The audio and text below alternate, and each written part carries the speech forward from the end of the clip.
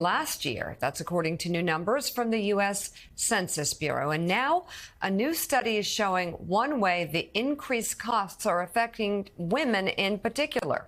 It's called period poverty. And Morgan Radford joins us now with more details. Morgan, this affects a lot more women than people might think. Mika, you're absolutely right. It's a problem that's personal, but it's also becoming increasingly political. Just like basic food and energy costs, the cost of period products like tampons or pads, they're also something that many women have to budget for. In fact, a new study has found that nearly 1 in 3 American women have been unable to afford or access those very period products when they need them most, which is why a national nonprofit called Dignity Grows is stepping in, hoping to end period poverty once and for all.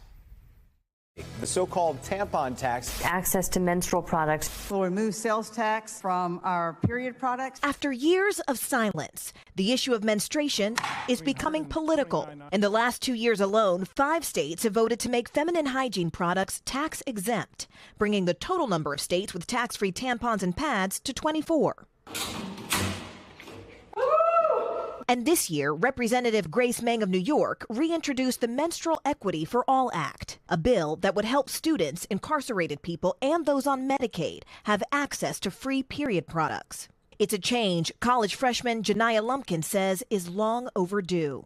Okay, you have your period now, you still have to work. You still have to go to school, but it's like if you don't have those products, then you physically cannot. It's a phenomenon known as period poverty, lack of access to basic menstrual hygiene supplies like tampons or pads, which is why Janiyah started volunteering with a nonprofit called Dignity Grows, which helps in an even more direct way, holding packing parties like these, where hundreds of volunteers fill tote bags with a month-long supply of hygiene products, all given away for free. We have toothpaste, toothbrush, soap, deodorant, maxi pads, hand wipes, panty liners, and shampoo. CEO Jessica Zach says these products have already reached the hands of 160,000 people. It is a very taboo subject still, and it is a subject that not only affects women, it affects families and communities. It's not just a woman's problem. A new study commissioned by the organization found nearly 1 in 3 American women has been impacted by period poverty in their lifetime,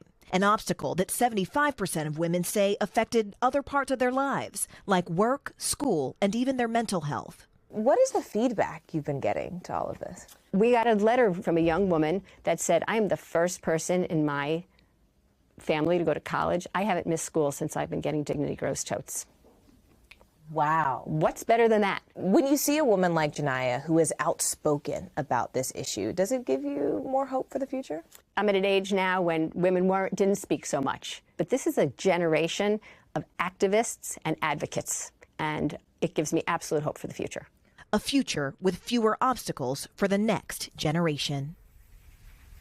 Dignity Grows has 60 chapters spread across 27 states, and they work with local providers like food pantries and homeless shelters to identify the people who are most in need. And one thing they stress to us that these tote bags, they're not meant to be a one-time handout, but rather a steady supply of products that women can really rely on consistently. Mika? So this is great, Morgan. Even with all the progress women have made, what are the challenges that groups doing work like this still face? Is there still sort of like a stigma around it? Yeah, that's a great question. I mean, that stigma is one of their biggest challenges. And frankly, to be honest, I grew up in the South. This wasn't something that we talked about openly, from my parents' generation or certainly mine. But we are seeing more lawmakers like Representative Meng here out of New York, even Republican lawmakers down in Texas. They're trying to take action on this issue because so many people, the group's founder says, they're trying to break down the data, the stigma. And so when they look at the data and they hear that, for example, 1 in 3 women is affected by this, it doesn't become a women's problem anymore, as you heard her say. This becomes a human problem. And when people understand this is a human problem, it's no longer sidelined, and that stigma finally starts to break. Mika. All right, NBC's Morgan Radford, thank you very much for that report. We appreciate it.